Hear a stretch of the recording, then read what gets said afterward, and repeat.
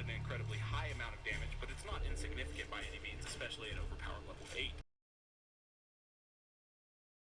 G'day, this is Captainoob, and this is the Cryo Cosmic Cannon Rifle. This is the weapon included in the Captain Cosmos Creation Club add-on, and it is a standalone weapon of the energy variety, and it's got a bit of customization to it. It's going to be using the standard laser rifle animations, see the grip and the mag release, also the fusion cell sitting in there like your standard laser guns, and it looks like a movie prop, which is obviously what it's sort of meant to be. But according to this, it does 48 damage base here. So right now for the capacitors, it's standard. We'll boost that all the way up to overcharge, doing a better 120 damage now. And now for the barrel, this is where it gets a little bit more interesting. So it's got the Cryo Barrel right now. Think Cryo later. So yeah, it's going to be a little bit like that. It even says fires a stream of freezing mist, so it's not even cryo. That's interesting. Now the laser barrel will operate more like your standard laser gun there. It'll be firing blue lasers. And your sonic pulse barrel, well, according to this, it sounds like it's going to be acting like Lorenzo's gamma gun, where it'll be firing telekinetic waves. So that sounds kind of cool. We'll give these all a go, but for now we'll chuck on the sonic pulse barrel for that. Now for the stock, you can have a standard grip there, which makes it small. I'd imagine this thing would be a little bit better with bats in that. So yeah, why not? I'm guessing the range goes up too, so that actually changes it into a pistol weapon, and I can't say no to that range, so yes, I believe that's what we're going to do. Now for the sights, you get standard sights, which is the little Institute iron sights on the top, or you get the reflex sight, which is not a reflex sight, but actually crosshairs, so yeah, that'll work, I guess. Now for the paint, it's pretty customizable here. You can have enclave paint. Does that actually give you the little E there? Hope it does. It doesn't, but it makes it nice and gunmetal grey, which suits it well. You can have a Minuteman paint on that as well if you feel like it. So, and there's a Repcon paint there, which is you know, one of the things that was around in Fallout New Vegas. So there you go. Fallout New Vegas is canon if it's in Fallout 4. Okay, so that's about it for the weapon, really. There's nothing too much to it other than that. There's a legendary effect if you need it, but I want to have a look at the armors that you do get with this little thing here. So this is the Captain Cosmos suit, and it increases your jump height, and it makes you immune to fall damage. You can get this in many colors, including blue, green, pink, and red. Don't use the red one, you commie. And the moon boots upgrades will actually make you jump even higher, which is great. The last one's only locked off to Science 1, so that's fine. And you get ballistic weave on it too, so you can actually make this viable in terms of damage resistance. And now we jump significantly higher there, so yeah, that's kind of like a cheat thing at this point. That's ridiculous. But now we'll move on to the sort of main event there. It's a power armor, but it's got a cowboy hat, and there's a very good reason for that. So we'll go ahead and enter the power thing, the crafting station. I've got everything attached, so you don't have to watch me attach stuff again. Basically, we've got the braces on these ones, the Tesla buzzy ball thingies, and yep, we're going to have optimized braces. For some reason, the Tesla braces attach these things, but once you deselect the Tesla braces, those little buzzy things sort of stay there. So that's kind of interesting. Everything will be infused with the powered legendary effect for better things, obviously, for better AP regeneration, I should explain. And the jetpack is there for flight, and overdrive servos on both the legs. Now the helmet has the Space Cowboy thing attached to it for its bisque thing. That's like in your targeting HUD and that sort of attachment point there, and that actually increases your reload speed, which is unique. I've never seen that before. And of course we've got the Minutemen paint on it. So yeah, that's kind of good. So we'll jump in this power armor, get into Gunner's Plaza, shoot people, and hopefully this weapon won't be too bad. Okay, here we are in Gunner's Plaza with our Captain Cosmos laser gun right here. This one's got the standard sights there, and it's going to be the freeze barrel. So it's going to be like the Cryolator. Here we are with our Minutemen infused armor there. I didn't really mean the hat to work well with the suit, but yeah, that's fine. We'll go from there. We'll turn on our light because we're probably not even going to be able to use stealth to our advantage here. So we'll go up to these gunners and we'll start making them cold. Not as cold as a Cryolator would make them, but still kind of cold. Cold enough for them to lose their health fairly quickly. So yeah. Alright, so keep in mind that we are firing fusion cells with this thing, and at the end game those things are like a dime a dozen, so yeah, it doesn't really take a lot for these things to outdamage the likes of the standard vanilla laser gun. So in terms of damage, this thing's doing okay.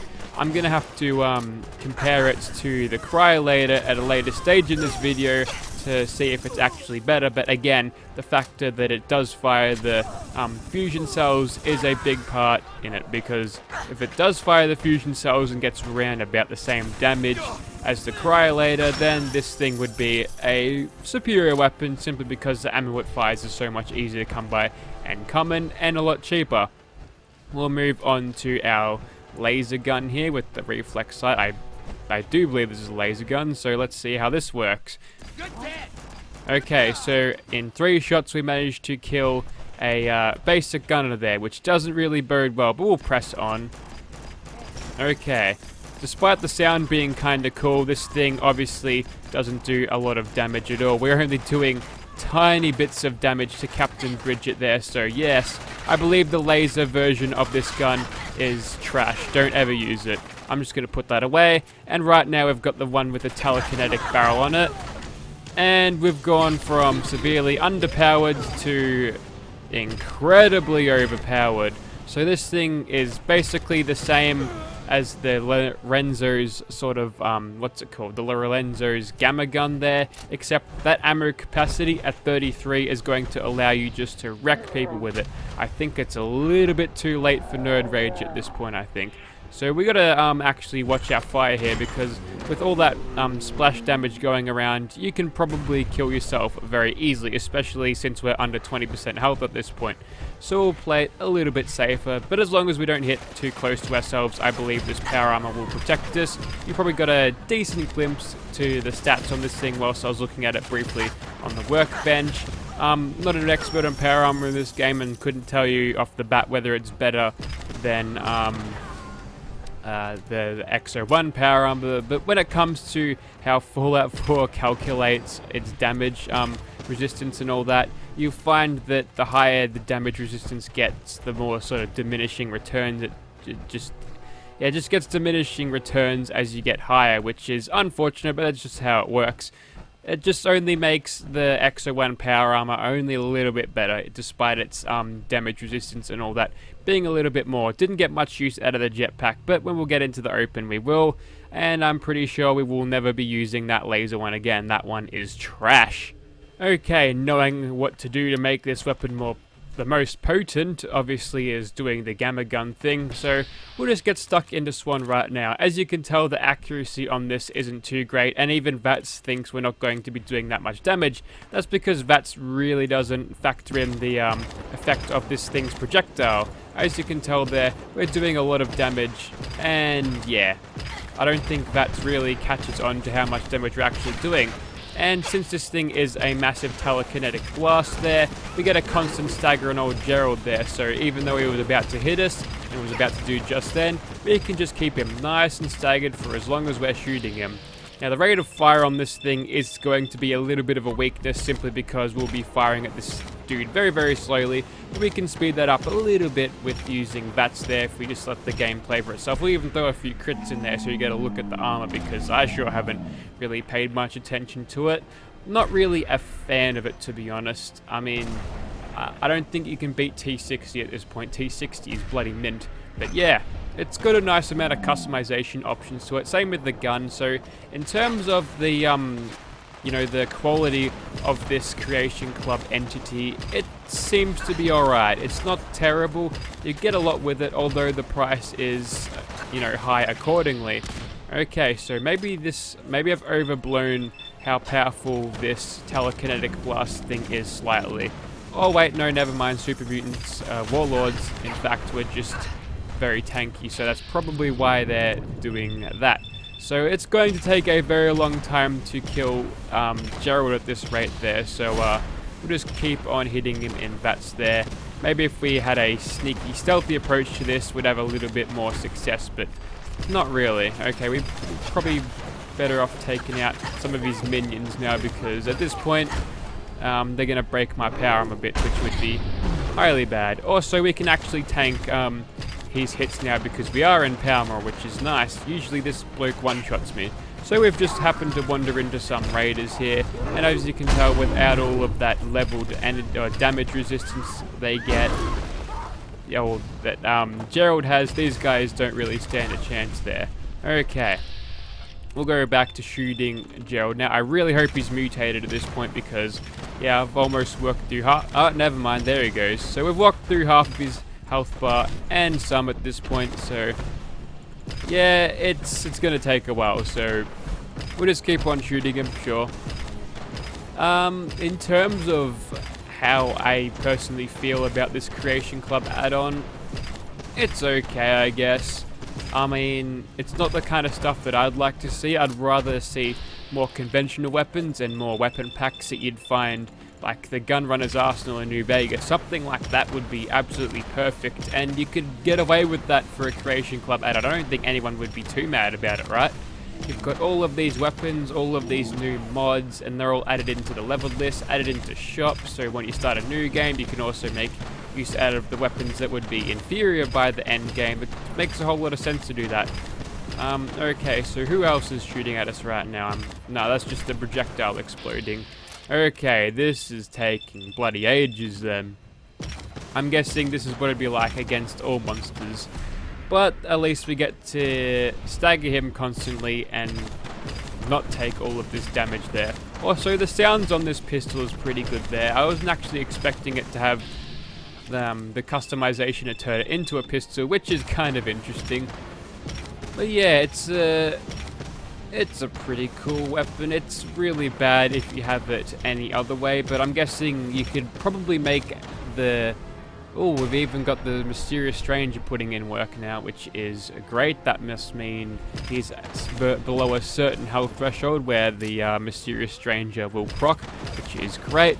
So we'll just keep on shooting him here. I'm gonna think of my next conversation topic to keep you guys from being bored with dead air, because I'm imagining this isn't the most interesting thing to watch. This is bloody insane, but we've almost taken him back all the way there. He's just taking a step back every time he gets a hit, and almost dead now. I don't think we need to move a single muscle more, because as soon as we get reloaded, he'll come running to us.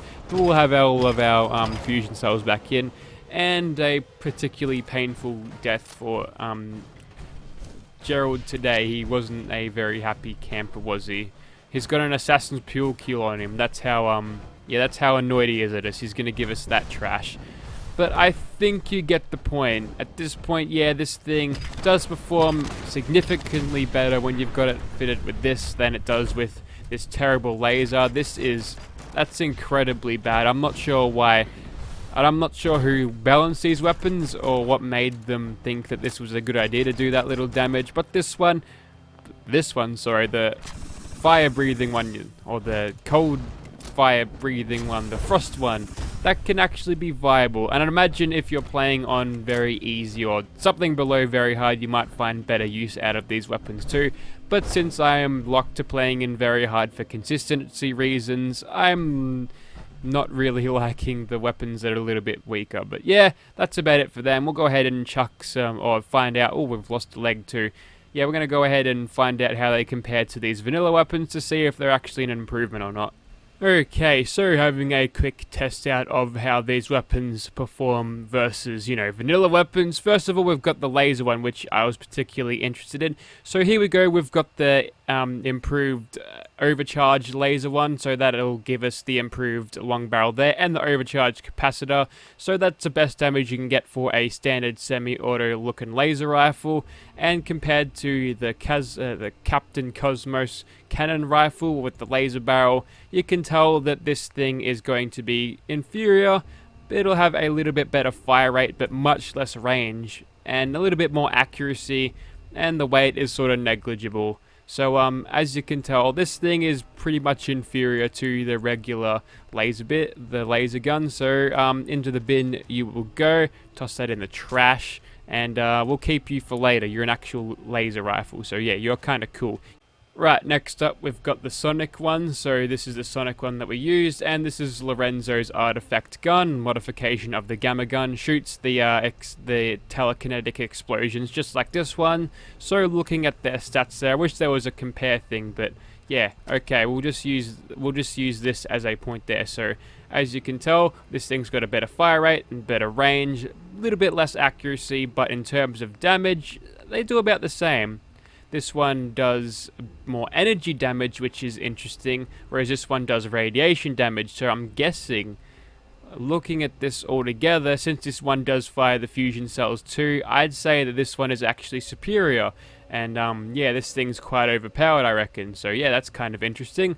We'll put them away once more. Now, the last one is the Cryo Barrel there, which fires the Cryo streams. We've obviously got the Cryo later, sorry, to see if that works there. And of course, the end game equivalent of the Cryo type weapon. I don't know why I punched it, I did.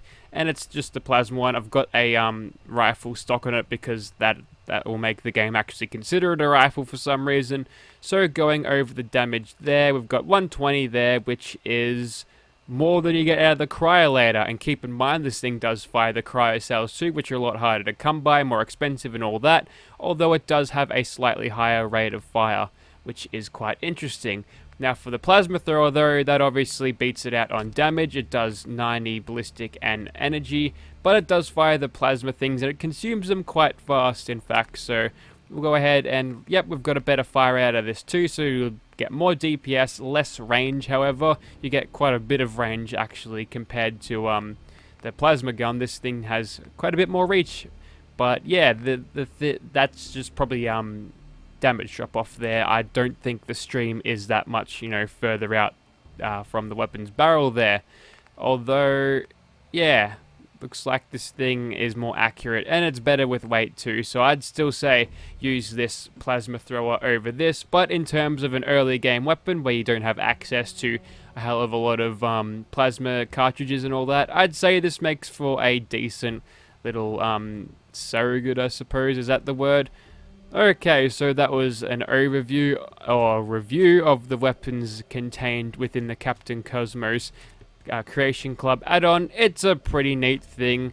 A little bit overpriced as usual, but you know, that's what all Creation Club things are. But yeah, some content in here. It's pretty neat. It's obvious at this point to me that the Creation Club situation is improving. They're actually putting more effort into their stuff. There's a little bit, you know, with the level design, the injection of the things into the world. It's nice, I guess, and it's something new to do, but at a cost where it's mostly unappealing to, you know, most people, which is interesting.